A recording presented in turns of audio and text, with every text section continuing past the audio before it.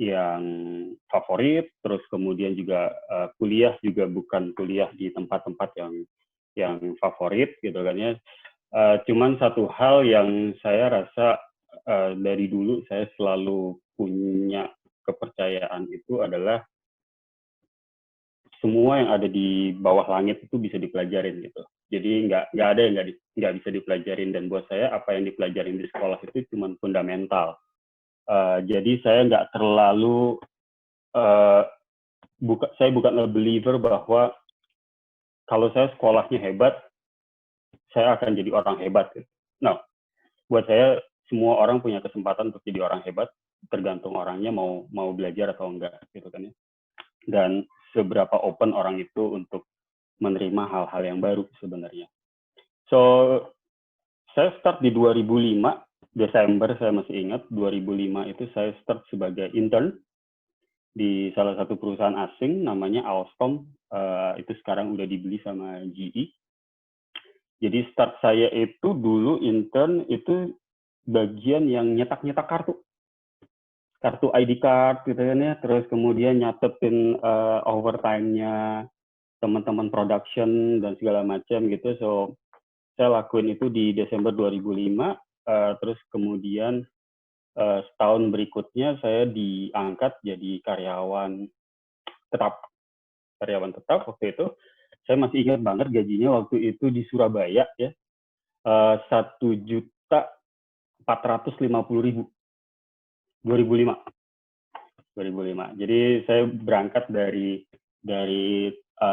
intern yang nyetak-nyetakin kartu, terus kemudian masuk sebagai HR junior waktu itu, gaji saya 1.450.000, and then saya setiap tahun coba pelajari gitu ya, karena ternyata saya suka ternyata hal-hal yang sifatnya itu human related gitu, dan di satu sisi saya suka angka.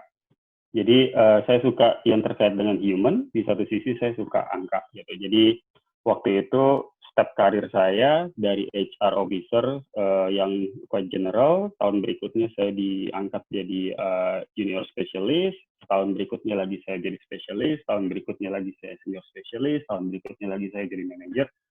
Jadi 5 tahun saya di perusahaan itu, setiap tahun saya alhamdulillah sih jadi naik terus lah ininya posisinya gitu kan. And then di 2011, 2012 tuh saya move ke Jakarta. Saya move ke perusahaan Premier Oil namanya. Jadi perusahaan oil and gas dari London. So saya belajar hal yang baru lagi dari manufacturing, saya pindah ke oil and gas. So buat saya something yang baru waktu itu.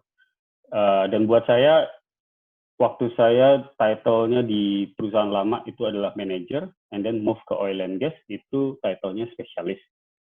Buat saya itu nggak penting sih. Doesn't matter mau dikasih officer, mau dikasih spesialis, mau dikasih manager, mau dikasih apa, buat saya title is something yang nggak penting buat saya. Tapi yang penting buat saya adalah waktu itu usia saya itu 24. Yes, 24 tahun. Buat saya itu waktu yang pas buat belajar something gitu kan ya. Dan benar saya belajar banyak ternyata di oil and gas secara industri totally different dengan industri yang lain, dan waktu itu juga oil and gas kan industri yang quite seksi ya. Dari sisi penghasilan, dari sisi ini ilmunya dan segala macamnya, dan luxurious thing-nya lah di oil and gas gitu. Cuman ternyata buat saya kehidupan di oil and gas itu membosankan, stagnan. Jadi 1,5 tahun saya ngerasa bahwa 6 bulan pertama itu saya nggak ngapa-ngapain, tapi digaji dan nggak belajar apa-apa. Gitu. Jadi cuma 6 bulan berikutnya aja saya merasa bahwa I did something, tapi did something yang small. Gitu. Jadi buat saya nggak ngerasa banyak hal yang saya lakuin gitu. Terus kemudian saya mutusin untuk pindah. Kalau saya kayak gini-gini terus bosen lah lama-lama gitu kan ya. So saya pindah waktu itu, pindah ke Schneider Electric. Nah di Schneider Electric itu saya dikasih opportunity untuk pegang regional yang cukup besar Waktu itu saya sebagai Reward Solutions Manager, jadi dari manager ke spesialis jadi manager lagi gitu kan ya. Cuman untuk saat ini pegangnya regional. Jadi waktu itu di Schneider Electric saya pegang divisi manufacturing untuk kawasan East Asia, Japan, Pasifik. Jadi waktu itu ada sekitar 7 negara yang saya manage dari sisi reward solutions-nya. Dari yang cuman ngurusin orang 200, and then suddenly jadi waktu itu berapa ya? Hampir 13 ribuan orang lah di 7 negara. Nah, serunya di 7 negara. Jadi different characteristic, different approach, different communication style, terus kemudian juga apa namanya different regulations. Oke itu, karena saya waktu itu ngurusin reward, jadi quite highly regulated juga. Di masing-masing negara kan punya aturan tersendiri ya terkait reward, terkait aturan-aturan ketenaga kerjaan dan segala macam. So a lot of things yang saya pelajari di Schneider Electric. But somehow saya nggak lama di situ karena saya ngerasa bahwa ada something yang saya sacrifice waktu itu. Yang saya sacrifice adalah waktu saya dengan keluarga. Jadi karena saya ngurusin 7 negara, mau nggak mau saya banyak ngabisin waktu di kantor karena harus conference call dengan negara lain, different time zone dan segala macam. And then I travel a lot waktu itu. Jadi buat saya ngerasa bahwa this is something yang bukan saya cari, gitu. Saya belajar banyak tapi bukan yang saya cari, gitu. Akhirnya cuma 4 bulan saya di sana, saya bilang sama regional director saya bahwa cannot do this. Buat saya terlalu banyak yang saya sacrifice, waktu, keluarga, dan juga tenaga waktu itu ya, karena buat saya kalau travel by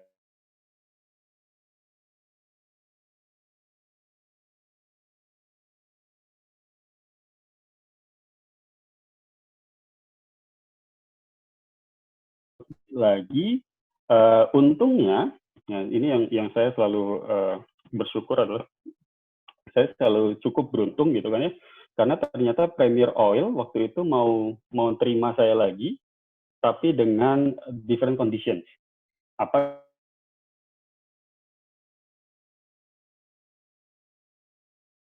tipikal pekerjaannya karena ngerasa bahwa Premier Oil yang di Indonesia itu cuma implementer.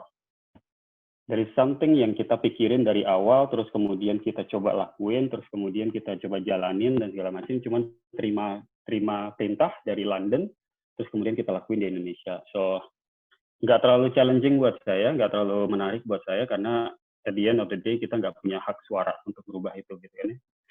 But somehow di kesempatan yang kedua saya di Premier Oil ternyata saya ditawarin untuk move ke London.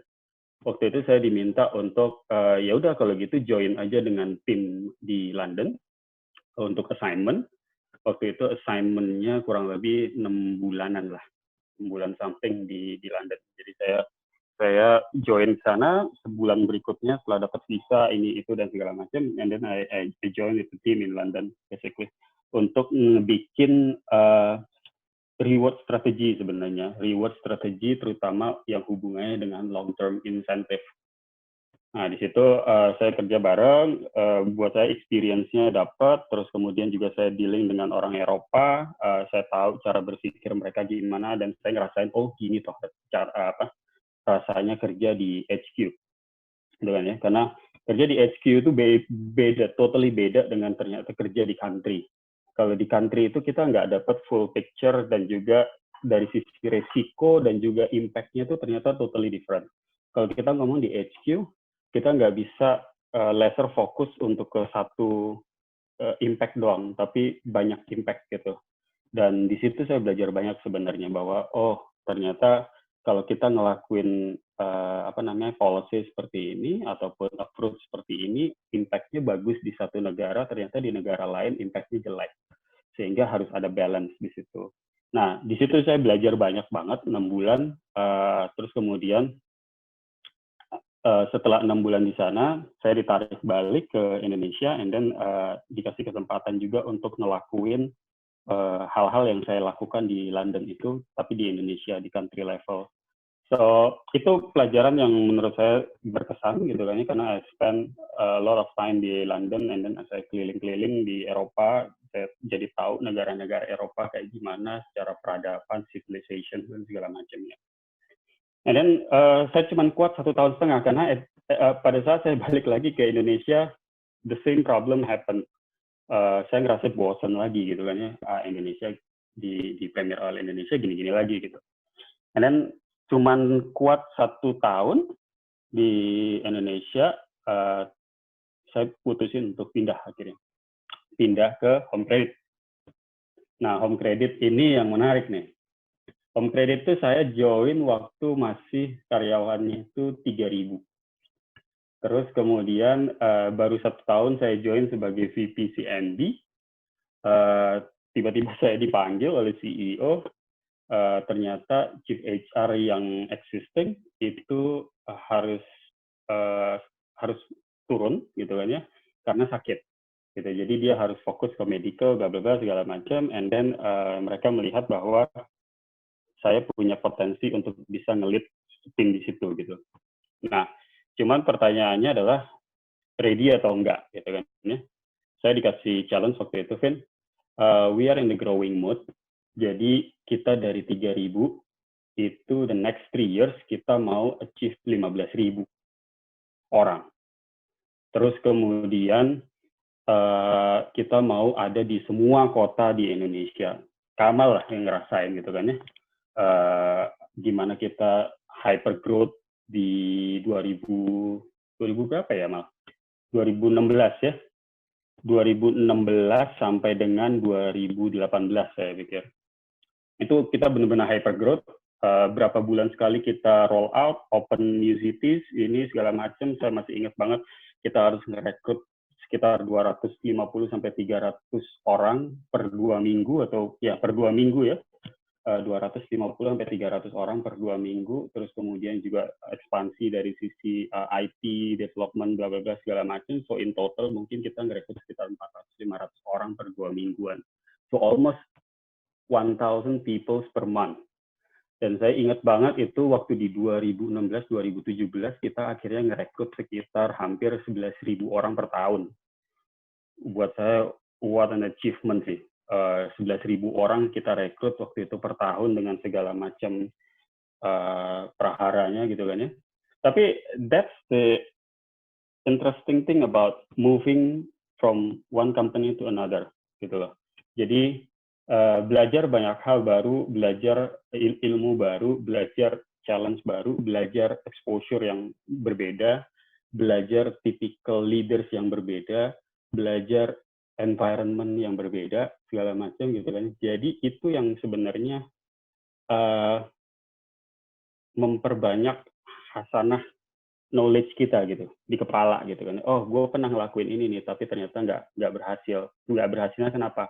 Nggak berhasilnya karena ini dan segala macamnya gitu.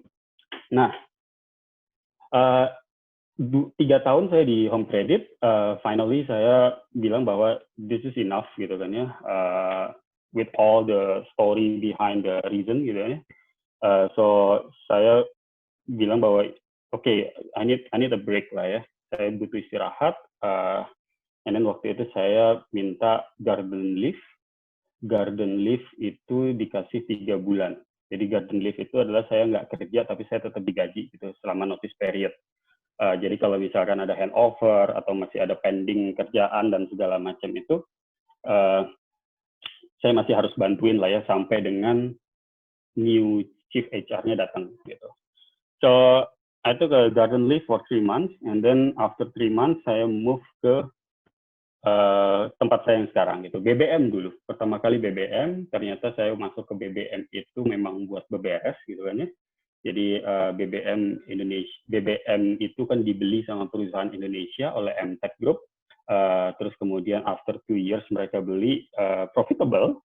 Tapi after WhatsApp menggila dan segala macam, ternyata kita nggak bisa keep up dengan competition karena memang teknologi yang dipakai oleh BBM itu cukup ketinggalan gitu kan ya.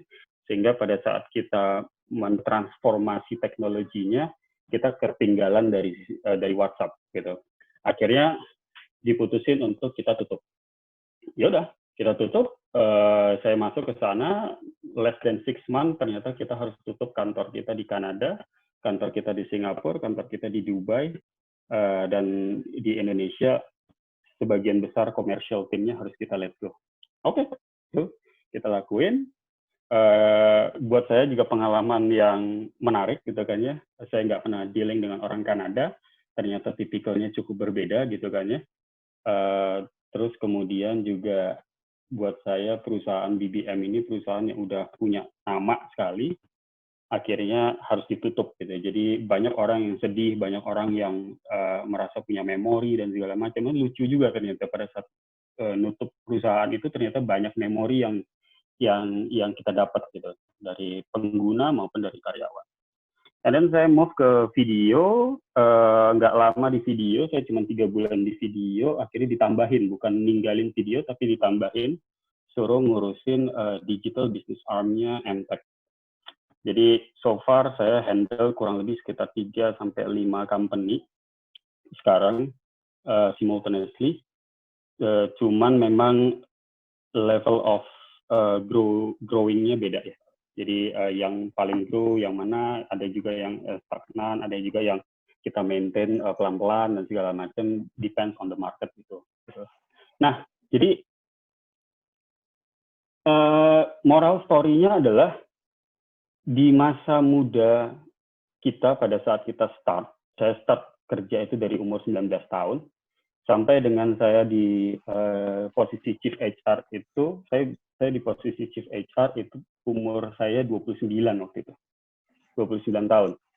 Jadi bayangin 29 tahun gitu kan ya, terus duduk di board of director yang isinya bule semua, hampir dari 12 orang DOD, 9 tuh bule, 3 itu, atau 4 ya, 8 bule, 4 orang itu Indonesia gitu. Dan saya anak kecil 29 tahun waktu itu di situ duduk gitu ya, dengan orang-orang yang mungkin umurnya udah hampir 2 kali lipatnya umur saya gitu. Cuman it's very interesting experience sih buat saya di situ. Nah, menariknya adalah selama karir saya itu nggak pernah ribut soal gaji. Saya nggak pernah sekalipun saya minta naik gaji di tengah-tengah karir saya. Saya nggak pernah sekalipun saya bilang bahwa, aduh gaji gue kekurangan nih di sini nih. Aduh, gue boleh nggak minta gaji naik nih? Boleh nggak ini? Saya nggak pernah mikir gaji at that point gitu. Sampai sekarang pun saya nggak pernah ngomong, saya minta gaji, naik gaji dong segala macam. Saya yang sekarang pun, kalau teman-teman boleh saya share gitu ya, saya tuh udah nggak naik gaji 2 tahun. 2 tahun setengah malah, nggak naik gaji. Kenapa? Karena waktu saya masuk, itu bulan September 2018, saya nggak ikut cycle di bulan Maret, kenaikan gaji di bulan Maret 2019. Saya harus nunggu lagi sampai dengan Maret 2020. Ternyata Maret 2020 COVID. And then policy-nya adalah kita hold semua kenaikan gaji di tahun 2020 sampai dengan nanti kita lihat di 2021. So potentially di 2021 pun saya mungkin nggak naik juga anyway gitu. Jadi 2 tahun, 3 tahun, hampir 3 tahun saya nggak naik gaji, dan buat saya it doesn't really a problem with, buat saya gitu kan ya. Karena tujuannya dan juga obsesi saya bukan di situ. Buat saya money will follow, dan as long as kita nggak naikin standar lifestyle kita, sebenarnya kita bisa hidup dengan standar yang kita set minimum di 2-3 tahun, 4 tahun sebelum kita gitu. Dan apa yang kita dapat di tahun-tahun berikutnya itu is a bonus. So bonus itu bisa kita nikmatin as investment atau apapun itu. Jadi saya nggak pernah ngerasa bahwa, aduh gaji gue sekarang kurang nih. Enggak. Karena lifestyle saya udah ada set di situ dari standar saya 3 tahun yang lalu, and then ke sini itu cuma bonus buat saya. Nah, jadi itu mindset ya. Buat saya itu mindset yang penting buat teman-teman di sini, bahwa jangan didrive oleh uang dulu. Kalau kita mau nyari karir, kita harus tahu dulu definisi karir itu apa. Karir itu bukan pekerjaan yang kita lakukan sekarang, tapi karir itu adalah something yang mau kita achieve ke depan itu sesuai dengan passion kita apa gitu. Dan kita nggak mikir itu short term, kita mikirnya itu long term kalau karir. Dan once kita didrive oleh uang, Dan itu akan capek. Capek kenapa? Karena draining your energy untuk mikirin, aduh gimana caranya gue bisa dapat uang lebih ya? Gimana caranya gue bisa dapat uang lebih ya? Gimana cara dapat uang lebih? Instead of mikirin, gimana caranya gue bisa dapat knowledge baru ya? Gimana caranya gue bisa dapat experience baru, sehingga experience itu yang nantinya akan men-generate money buat gue. Not necessarily di perusahaan sekarang, tapi juga mungkin di perusahaan yang lain, atau di tempat yang lain, atau di hal yang lain. Gitu. Jadi apa curiosity, terus kemudian juga apa namanya keinginan buat mempelajari hal yang baru, terus kemudian juga collecting experience, terus kemudian how we focus on apa namanya go above and beyond dari apa yang ditugaskan ke kita gitu kan ya, extra miles lah ya. Terus kemudian gimana caranya happy. Karena once kita ngerasa bahwa kita kerja dan nggak happy, di situ your money will stop sebenarnya. Kenapa? Karena akan kelihatan sih sebenarnya. Kerjaan kita jadi nggak bagus gitu ya, nggak ada value added-nya dibandingkan kerjaan-kerjaan teman-teman yang lain dan segala macam.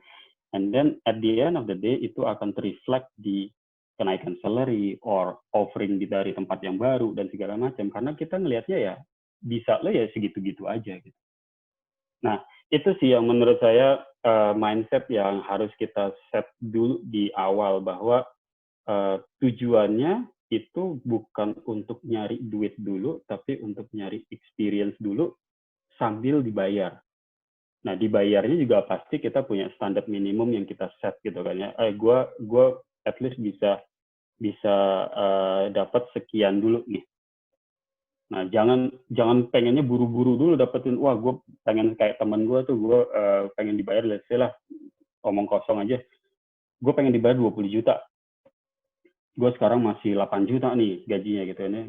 So, ngejar 20 juta yang dimiliki oleh teman, tapi mereka nggak ngelihat bahwa teman kita itu ngelakuin apa aja untuk bisa dapetin 20 juta. So, something yang nggak bisa kita lihat sebenarnya di situ gitu. And then, value apa yang dimiliki mereka dan kita nggak punya gitu kan ya,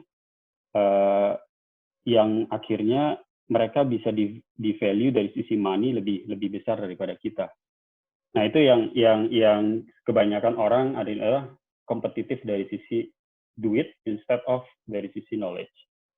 Gitu sih menurut saya. Pembukaan yang cukup panjang, tapi buat saya mencoba untuk mengintegrasikan apa yang saya lalui gitu ya, dengan mindset yang sampai dengan saat ini masih saya percaya bahwa money will follow.